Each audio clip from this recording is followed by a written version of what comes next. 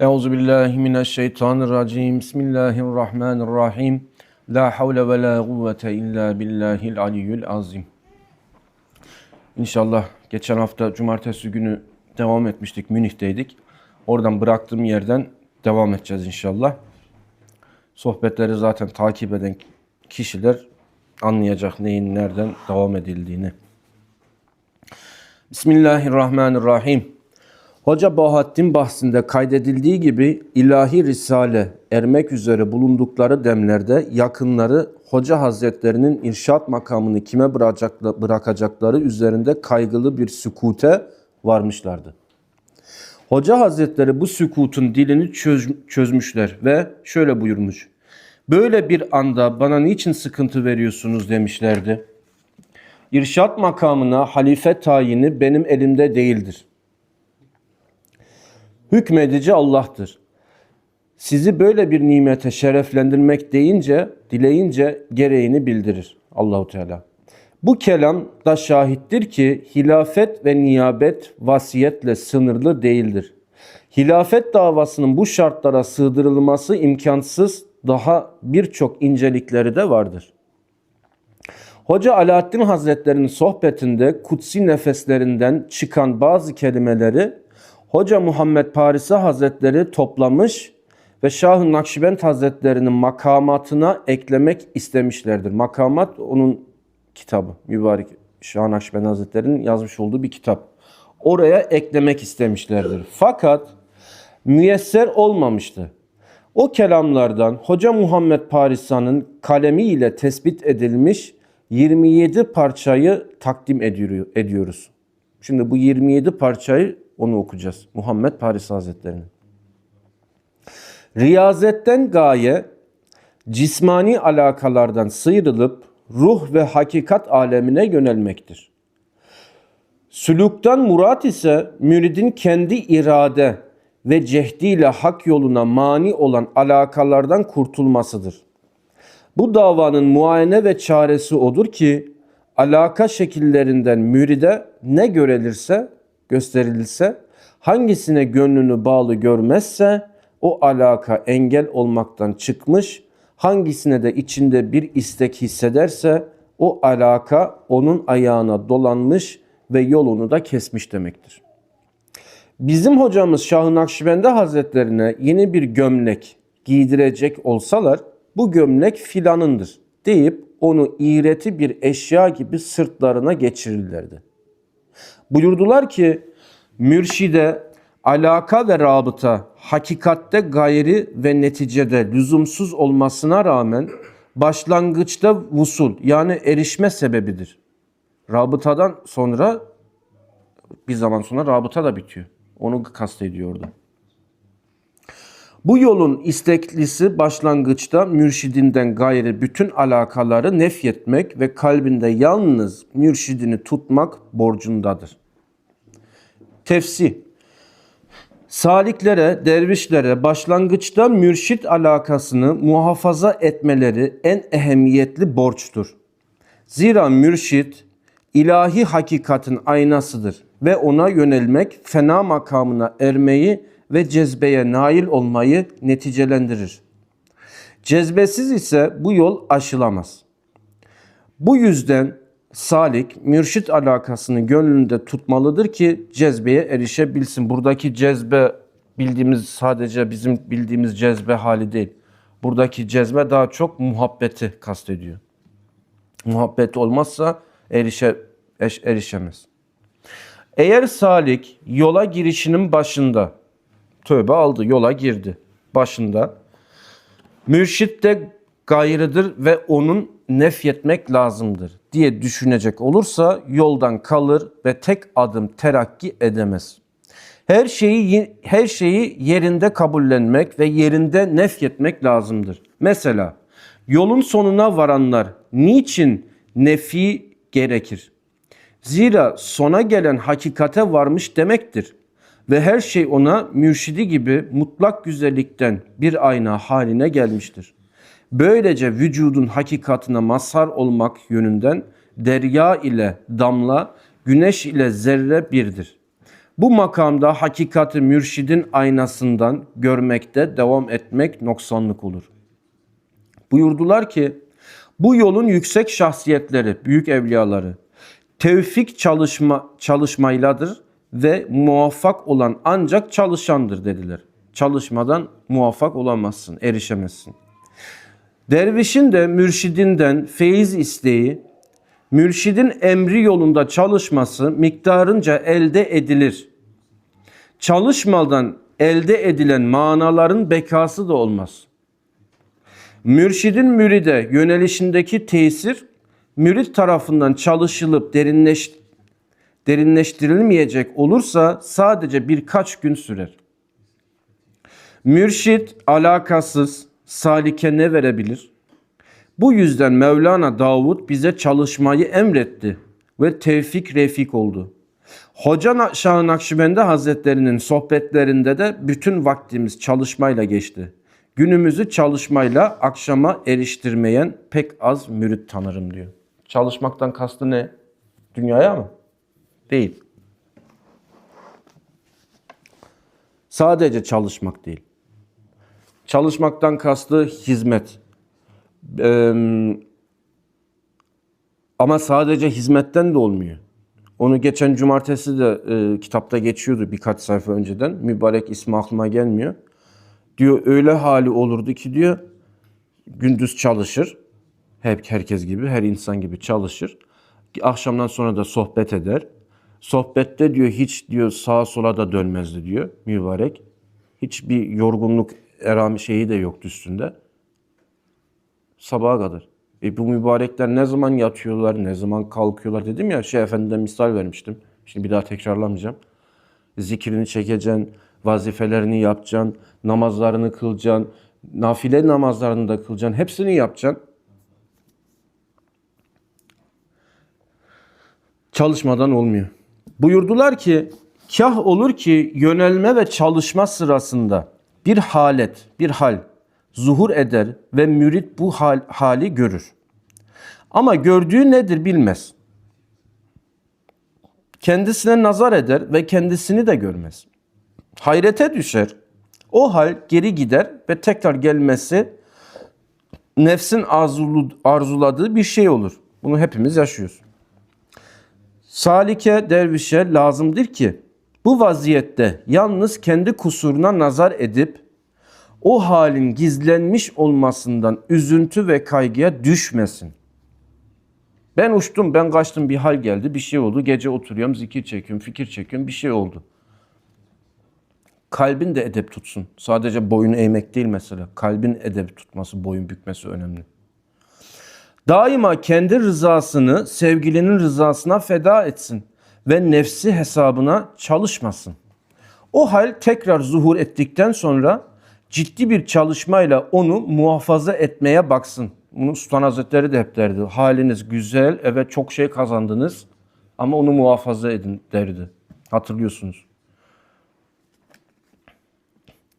Her şey birkaç günlük çalışmadan ibarettir. Ve ondan sonra çalışmada öyle bir meleke hasıl olur ki salik yani derviş kendi iradesiyle fena ve fenanın fenası makamlarına erer. Buyurdular. Talibin gözünde melekler alemi kapalı kalınca fena alemi gerçekleşir. Kendi öz varlığı örtülünce de fenanın fenası zuhur eder. Biri şeyhinin himmetiyle salik de kendi varlığını unutabilir mi diye bizi imtihan etti. O manayı gerçekleşmiş görünce de onu heybet kapladı ve bu halden kurtulması için yalvardı. Bu taifeyi imtihan etmekten çekinmek lazımdır.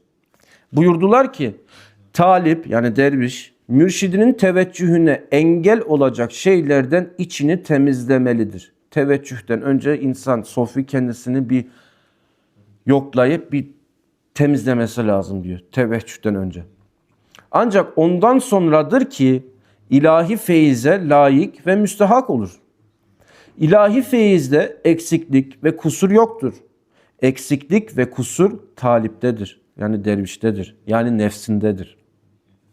Buyurdular ki talip kendi arz ve biçareliğini daima mürşit huzurunda mütalaa etmelidir. Talip bilmelidir ki hedefe erişmek ancak mürşidin sırasını tahsil etmekle olur. Rıza yolundan başka her tarafın kapalı olduğu talipçe bilinmelidir. Talip, mürşidinin teveccühünü muhafaza etmedikçe kendi şahsi eser ve kıymetinin hiç olduğunu şuurlaştırmak borcundadır. Sultan Hazretleri onu size tek tek anlatmıştım. Güzel bir hal olmuştu. 2000 kaç senesiydi? 2000 senesiydi, 2001 senesiydi. Buraya işte yaptık, inşaatı bitirdik. Sultan Hazretleri'nin ilk teveccühü vardı burada. O zaman yan taraf kadınlar tarafıydı. Türkiye'den misafirler de vardı. Sultan Hazretleri, ben o zaman ellerimi yakmıştım hatta kaynar suyla. Aşağıda kaynar su. Şeyh Efendi rahmetli burayı yeni almıştık. İşte inşaat da her taraf. Kutu boyalar vardı, bu spreyler. Ama çok eski boyalar bulduk. Şeyh Efendi dedi ki alın bunları sıcak kaynar suya koyun, içi açılsın. Neyse ben de koydum. 15-16 yaşındayım. Koydum, fokur fokur kaynıyor ama su. Kaynayınca üstünde de ben o zaman işte ateş işareti var şişelerin üstünde. Onları gördüm. Dedim patlayacak şimdi bunlar. Forda su kaynıyor ya. Bizim niyetimiz ne? İçindeki boya açılsın biraz ki boyayalım demirleri diye. Neyse kaynadı. Ben onu görünce korktum. Ondan sonra elim değdi. Hani çıkartmak istedim. O arada elim yandı. Elim değdi. Şöyle yapayım derken tencereye vurdum. Tencere göbeğimden aşağı her tarafa kaynar su döküldü. Ama benim canım çok yanıyor. Bağırdım. Çok bayağı bağırdım. Sultan Hazretleri de bahçenin öte tarafında. O zaman Şeyh Efendi yanında keşfi açık sofiler vardı. İzlerlerse hatırlarlar. Himmetin nasıl geldiğini, şimşek gibi bu tarafa geldiğini görmüşler. Ben görmedim, onlar anlatıyor daha sonra. Tabii beni hemen banyoya attılar. İşte soğuk su falan. Doktora gittim, doktor dedi 3. derece yanık var. 3. derece çok. Şimdi bak çok şükür hiçbir iz yok. Hiçbir yerinde iz kalmadı. Ondan sonra 2 gün sonra da teveccüh var. Teveccüh yaptık burada Şeyh Efendi. Teveccühten sonra herkes yani çok güzel haller oldu. Bende ağrı kalmadı. Teveccühten sonra. Daha sonra anlatacağım işte. Ben tren istasyonundayım. Buraya geleceğim. O zaman da işte teveccühten yeni çıkmışız. Tertemiz olmuşuz. Bana istasyonda otobüsü bekliyorum Mustafa. Arkamdan birisi dürttü beni şöyle. Arkamı bir döndüm, bir tane kız. Ben bayıldım, düştüm. Tam istasyonun orada da polis var. Polis prezidyum var. Kız korkmuş ağlamaya başlıyor. Hani bana dokundu, ben düştüm. Koşmuş polise. Polis ambulansı çağırtırmış. Ambulans geldi. Beni kaldırdılar. Yani bir şeyim yok. Ben dedim ne oldu? Farkında değilim ya olayın. Dedi işte tansiyonunuz şöyle böyle. Dedim tamam da ben hatırlamıyorum ne olmuştu dedim. Baktım kız ağlıyor. Bu niye ağlıyor dedim, tanımıyorum. Dedi ki işte böyle çakmak istemiş benden. Yani derdi oymuş, çakmak isteyecekmiş. Kız da korkunca ambulansı çağırmış. Yani şunu demek istiyorum. Teveccühün bereketi. Öyle temizliyorlar ki Sadat-ı Kiram kaymak gibi yapıyorlar adamı. Sen ne kadar onu muhafaza edebilirsin? Ölene kadar muhafaza etsen gül gülistan. Allah mübarek etsin. Şeyh Efendi rahmetli ne buyurdu? Benim her bir hatmem derdi bir teveccüh hükmündedir. Gerisini sen düşün. Kaç tane hatmesini yaptık.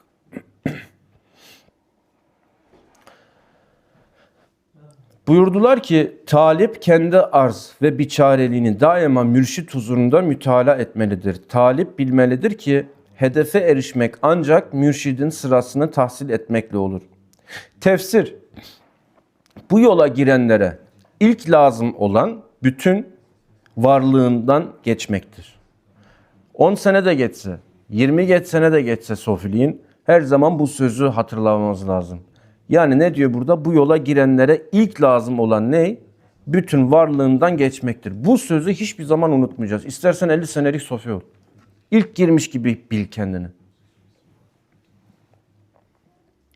Talip ne kadar taat ve ibadeti, ilim ve marifeti varsa hepsini birden yokluk deryasına atacak ve gönlünü bağlayacaktır. Ne kadar ilim sahibi olursan ol, hepsini diyor atacaksın önce bir. Sıfırlayacaksın kendini. Ondan sonra teslim olacaksın. Hesap etmeyeceksin. İşte herkesin zorlandığı taraf da bu. Herkesin zorlandığı taraf bu. Ne olursa olsun. Daha bir şey yapılmadı ki, bir şey edilmedi ki. Daha bir şey konuşulmadı ki. Ben biliyorum, sen hiçbir şey bilmiyorsun. Ben yapıyorum, hiçbir şey yapmadık. Hiçbirimiz bir şey yapmadık, hiçbirimiz bir şey bilmiyoruz. Her gün yeni bir şey öğreniyoruz. Her gün. Her Allah'ın günü. İstersen 60'ına gir, istersen 70'ine gir. Her Allah'ın günü yeni bir şey öğreniyoruz. Bu kapıda, tarikat kapısında. Salik'in yolunu bağlayan kendiliğidir. Çok güzel anlatıyor. Salihin yani dervişin yolunu kapatan kendisidir. Kimse değildir. Kim ne yapıyorsa kendisine yapıyor. Kendisine yani çok zor bir mesele. Herkes külli ilme kendi cüzi ilminden geçmediği için buna erişemez. İradeni hakim iradesine ve kıymetinin hakkın kudretine bulmak için buna erişesin. Bu ifna edişinde iki yolu vardır. Biri şeriat getiricisi tarafından ne emredilmişse onu yerine getirip hakkın muradını nefsin muradından üstün tutmaktır. Şu sebeple ki nice insanlar sadece şeriatın zahirine yapışmış olmakla gayeye ermişlerdir. Lakin bu hal çok nadirdir. Milyonda birdir. Sultan Hazretleri hep derdi. Erişir milyonda, yani milyon insandan bir tanesi. Zira bizzat zahir olmadığı için nefse bütün cüret ve ruhsat doğar ve bazı emirlerde nefis kendisine pay ayırtıp hayat bulur ve ölmeden öldünüz derecesinden uzak kalır. Nefse öyle bir Muhammed'i nur gerektir ki salik ona gönül verip varlığını onun varlığında ve bütün hazlarını ve muratlarını onun hazları ve muratlarında ifna etmeyi bilsin. Salike fena mertebesinin alası hasıl olsun ve böylece salik gayelerinin gayesine ersin. Bugün beni Azerbaycan'dan birisi aradı, değil mi? Bir yenge hanım aradı. Bana bir olay anlattı. Çok ağladı.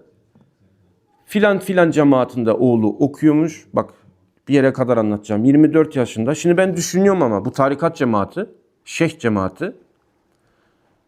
Yanındaki arkadaşlar, bu oradaki medresedeki hocalardan bir şeyler istemiş, vermişler. O da onu geri vermesi lazım bir müddet sonra. Sen camideki, şimdi o çocuğu bir kenara koyalım. Öğrenci, camide bulunan hocalar, vekiller, kimse artık bilmiyorum, şeyh yok orada da, yani vekilleri, sen dervişsin, sen terbiye oluyorsun veya terbiye edici bir hale gelmişsin. Sen kalkıyorsun bu çocuğun hakkını nasıl yiyorsun ve koskoca Azerbaycan'da olan bölgede sen çocuğu rezil ediyorsun, ailesini rezil ediyorsun. Sen hani nefis terbiyesi görüyordun? Nerede bu işin nefis terbiyesi? Rezil ettiniz çocuğu. Ne gereği var? Lan daha 24 yaşında bu çocuk. Yanlış da yapar, doğru da yapar. Daha hiçbir şey görmemiş ki.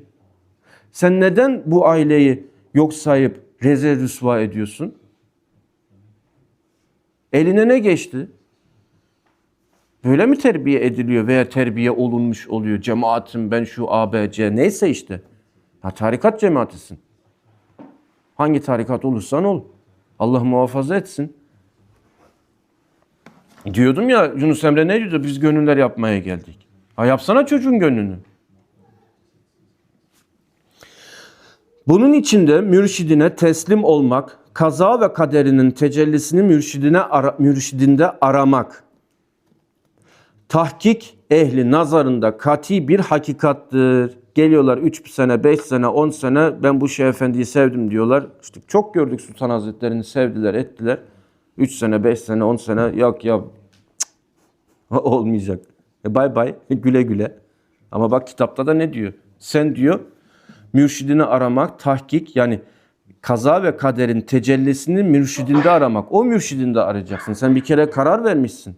Başta bir düşünüp hesap edebilirsin biat etmeden, bağlanmadan tarikata. Arkadaş 30 tane soruyla gelmişti bana. Sordu, tamam hakkı. Bana 30 tane soru sordu, cevap verdim. Dedim sınıfı geçtin mi? Geçtin dedi. Ondan sonra, ama ondan sonra da vır vır etmesin kimse. Olmuyor yani, çocuk oyuncağı. Anaokulunda mıyız? Sadık, talip ve salik. Sadık irade sahibi olduğu için varlığını mürşidinin varlığında tüketecek olursa artık kendi nefsini arasa da bulamaz zaten. Ve kendisini her yoklayışında mürşidinin hakikatinden başka bir şey göremez. Şimdi adam diyecek ki ben Şeyh Efendi yanında hizmet ettim. Hep aklımda. Ha, bu mu? Bu muydu? İşte muhabbetten. Sen hakikate erişmedin ki de daha işin başındasın. Çok tehlikeli bir yer hacı. Burayı bir anlasak. Çok ince bir mesele ve çok tehlikeli bir yer. Aldandık, aldanıyoruz. Böyle olunca da mürşidin mazhar olduğu tecellilerden kendisinde kabiliyet ve istidadı nispetinde akisler ve pırıltılar belirir şeyhine. Yani böyle olunca diyor mürşidin mazhar olduğu tecellilerden ona da yansır. Ayna oluyor ya. Rabıtanın önemi. Mürşidin aynasından ona öyle bir hakikat görünmeye başlar ki nefsi ve dış dünyası topyekun gözünden silinir. Unutur. Bu mana üzerinde Büdela'nın kutbu Aşık Paşa açık Türkçe ile şöyle buyurdu. Çünkü bu genci hazineyi bilesin. Bil ki sen hükmüne külli tutarsın. Mülkü sen. Ayra şarktan garbe hükmün hak ile. Kande sen olan seninle hak ile beraber. Şiir daha uzun gidiyor da çoğumuz anlamayız bu şiiri. Bu mertebeye ermek sofinin fena bulmasıyla olur. Talibin fena bulması da mürşidine bağlanması ve mürşidinin inayetiyle meydana gelir. Talibin, sofinin gayreti kendi kemali içindir. Kendisi içindir. Kemal gayreti ise vücuda sebeptir ve fenaya manidir. Bu takdirde talibin kemal diye elde etmeye çalıştığı şey eksikliğe yol açar. Asıl kemal talibin fenasındandır. Bekasında değildir. Talip mürşidin nazarıyla fena kadehinden içecek ve nefsiyle dünyayı unutacak olursa ona öyle zaruri bir ilim kapısı açılır ki kemal diye yöneldiği her şeyin noksan erdirici sandığı hamlelerinde uzaklaştırıcı olduğunu anlar. Ve yine anlar ki bu yolda kamil insanın nazarına mazhar olmadan gerçek kemal mümkün değildir. Buyurdular, derviş mürşidinin yanında ve uzağında daima onun rızasını elde edici yolda yürümeye bakmalıdır. Niyeti o olması lazım. İsterse uzak olsun. Sofi mürşidin rıza nazarını hangi noktalar üzerinde olduğunu anlamak ve ona göre amellerde bulunmak borcundadır. Yani zorundadır. Bu iş gayet zordur ve derin bir hakikat ve ferasete bağlıdır.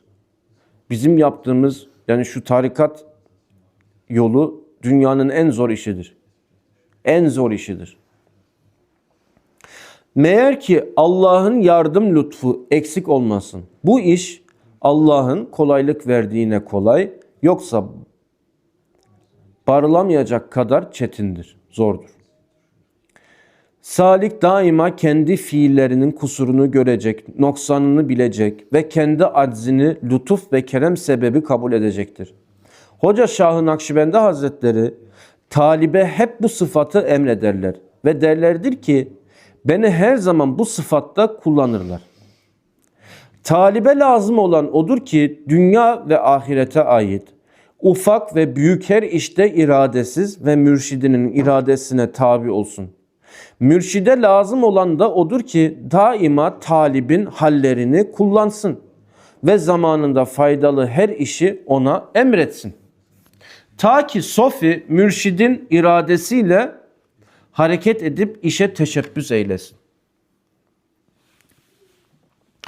İlim tarafını tutmak ve kendi halini gizlemek gerekir.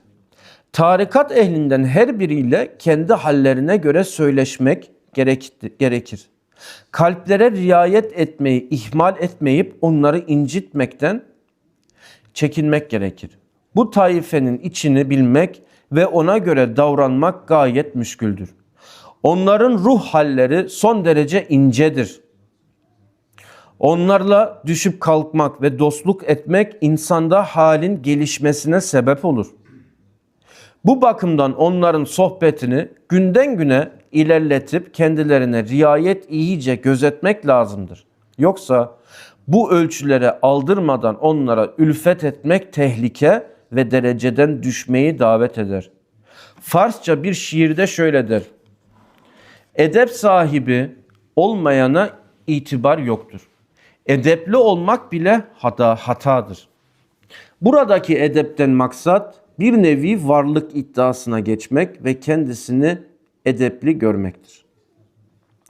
Hoca Hazretlerinin ilim tarafını tutmak ve kendi halini gizlemek gerekir buyurmalarındaki hikmet de şudur ki, insanda ilim ile ayn, yani iman ile hakikat müşahadesi bir araya gelse, o müşahade şeriata uymayacak olursa şeriat tarafını tutmak ve başka hiçbir şeye kıymet vermemek iktiza eder. Lakin bu her arifin başarabileceği bir iş değildir. Kuvvetlilerinin ve büyük velilerinin işidir. Değme veliler imanla ayağını toplayamamışlardır. Bu vahitlerinin kutbu ve ariflerin kıblesi Şeyh Muhyiddin Arabi Hazretleri Futuhat adlı kitabında şöyle buyuruyor: kendi hallerini hikaye ederken imanla ayağını toplayabildiklerini anlatır. Ve bu yüzden Allah'a hamdini belirtip der ki, ben imanla ayağını cem ettim. Müşahadeleri ortadayken onları bir tarafa bırakıp imanla amel etmek hali nadir bir keyfiyettir. Bu makam nice ariflerin ayaklarının sürçtüğü noktadır. Çünkü onlar müşahadeye erince onunla amel ederler ve imanla amel etmezler. Böylece imanla ayağını birleştirmiş olmazlar.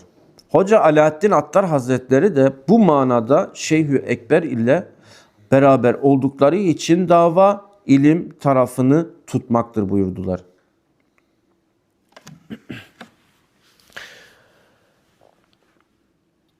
Allah'ın ezeli inayetini görmek, gözünde ezeli inayeti her şeyin üstünde tutmak, bundan bir an bile gafil olmamak ve istinadan yani ihtiyaçsızlıktan sakınmak lazımdır.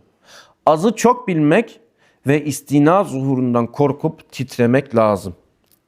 Velinin kendine bırakılmayacağı an gelince velilik onda sabit ve devamlı olur. Ondan bir kusur da zuhur etse özür için olur, red için olmaz. Allah'ın velilerine korku ve hüzün olmadığını bildiren ayetindeki hikmet şudur ki, onlarda tabiat zuhuru korkusu yoktur. Veli fani sıfatlarına red ve iade edilmez. Batında Allah ile, zahirde Allah'ın emirleriyle olmak lazım. Bu iki sıfatı toplayabilmek kemaldir. Reşahat sahibi şöyle buyuruyor: Hoca Hazretlerinin batında Allah ile olmak, emirlerindeki mana şudur ki, talip batini kıblesi olarak Allah'ın zatına bağlanacak ve gönül gözünü mutlak yüzden ayırmayacaktır. İki cihanda haktan gayrı muradı olmayacak ve bütün mevcudiyeti Hakk'a feda edecektir. Hallacı Mansur Hazretleri kimin mezhebindensin diye sorulunca şöyle buyurdu: Rabbimin mezhebindenim cevabını vermiş. Ama bunu sen söylersen, ben söylersem güme gideriz. Hemedani Hazretleri de der ki, talibin işi mezhep sahibiyledir. Mezheple değildir. Ya yine Hoca Hazretleri'nin zahirde Allah'ın emirleriyle olmak şeklindeki ifadelerinden murat şudur ki talip kitap ve sünnetle amel edecek ve zahirinde şeriata aykırı en küçük bir tavır olmayacaktır. Yine Alaaddin Attar Hazretleri'nin ifade buyurdukları gibi sadık talip cismiyle şeriatta, ruhuyla tarikatta, sırrıyla vuslatta olacaktır. Bizim ölçümüz bu.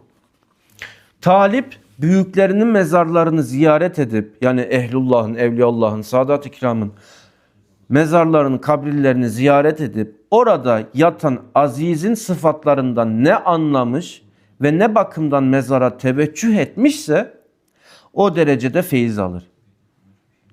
Gerçi teveccühte zahiri yakınlığın çok tesiri varsa da hakikatte mukaddes ruhlara yönelmek için zahiri uzaklık mani teşkil etmez.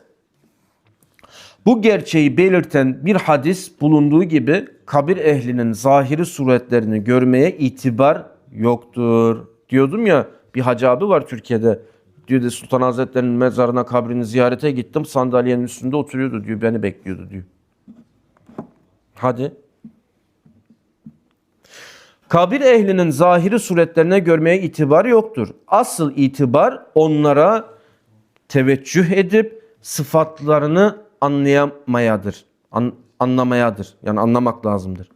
Hoca Şah-ı Nakşibendi Hazretleri buyurdular ki halka yakınlıktansa hakka yakınlık evladır. Ve bu beyti dillerinden düşürmezlerdi. Büyüklerin kabrine bağlanmaktan ne çıkar? Onların yaptığını yap, maksada er. Gaye yine o değil. Gaye onların yaptığına erişmek. Onlar zaten erişmiş. Ölmeden önce ölmüş. Varmışlar. Biz de onun için teveccüh yapıyoruz. Onların makamına erişmek için.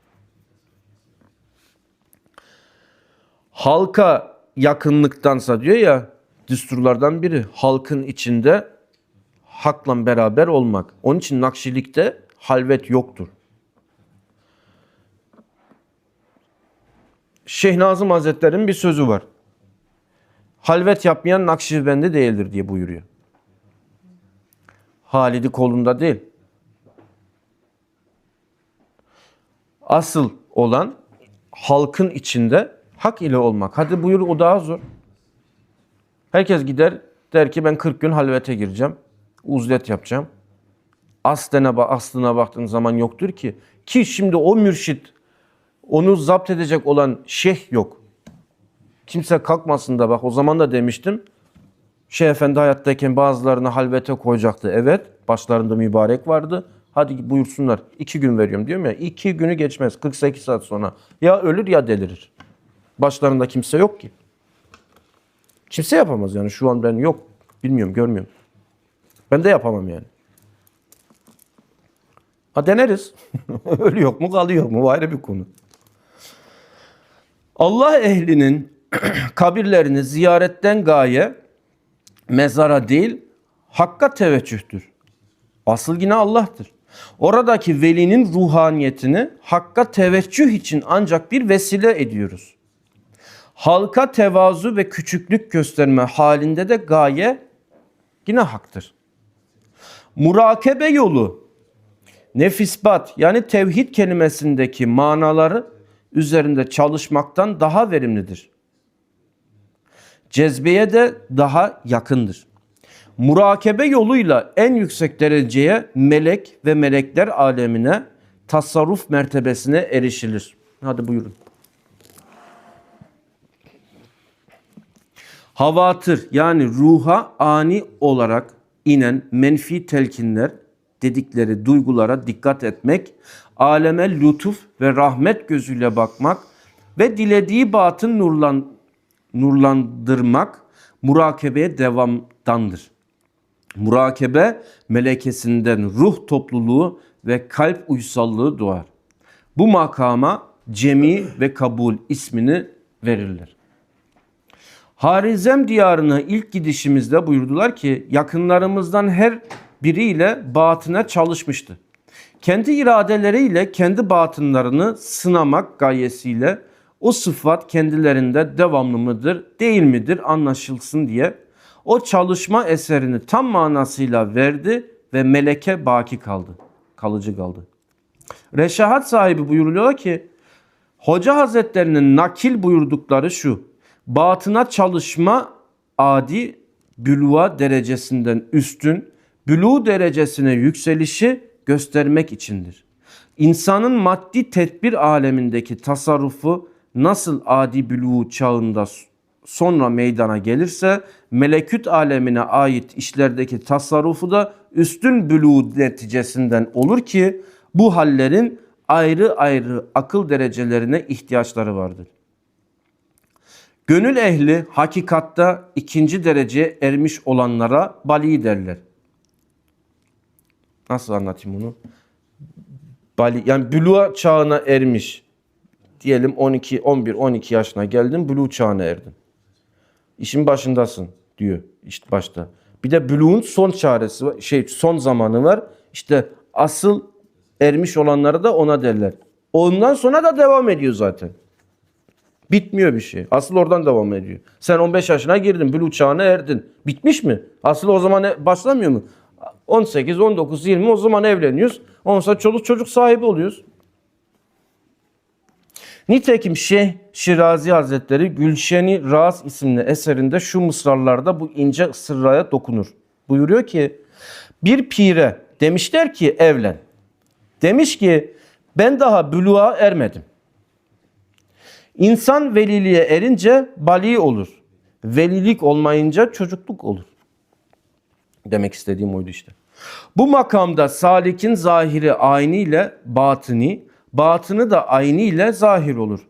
Madde aleminde kendisine verilen işlerde dilediği gibi harekete kadir olduğu gibi, melekler aleminde de kabiliyet ve selahiyetine göre dilediğini işler.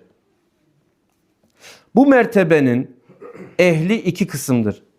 Bir kısmı hal ehlidir. Yani melekler aleminde tasarrufa kabiliyeti cezbeyle meydana gelir ve o zaman dilediğini işler. Lakin dilediği zaman cezbeye düşmek kudreti kendisinde yoktur. Öbür kısmı ise makam sahipleridir ki yerlerinde sabittirler ve diledikleri anda melekler alemine girip diledikleri gibi tasarruf edebilirler. Salikte bu meleke meydana geldikten sonra, bu hal meydana geldikten sonra zahiri ve batini irade bir araya gelip makam sahipliğini yol açılır. Hoca Hazretlerinin sınamaktan ötürü batına çalışmak diye ifade ettikleri yakınlarının zahirde kendi iradeleriyle tasarruf ettikleri gibi, batında da tasarrufa kadir olup olmadıklarını anlamak içindir. Anladın? Ben buraya dikkat et demedim. Ben buraya dikkat et dedim işte. O çalışma, buraya dikkat edersen buraya yukarısına da dikkat etmiş olursun. Bağlantılı. Onun için hadis-i şerifte ne buyuruyor? Vücutta iki et parçası var. Onlara sahip çıkar ederseniz sizin cennete girmenize kefil olurum buyuruyor. O çalışma müritlerin yükselmelerine sebep oldu ve kemal sahiplerinden makam sahipliğine geçtiler demek istiyorlar. Buyurdular ki susmak gerekir. 3 şey için: ya hataratı gözetmek, ya gönül zikrini dinlemek, yahut da gönülden geçen halleri kollamak için susmak gerek. Amin, amin. Amin. Ve selamun alel murselin velhamdülillahi rabbil alemin. İnşallah cumartesi devam ederiz. El Fatiha ma'as salavat.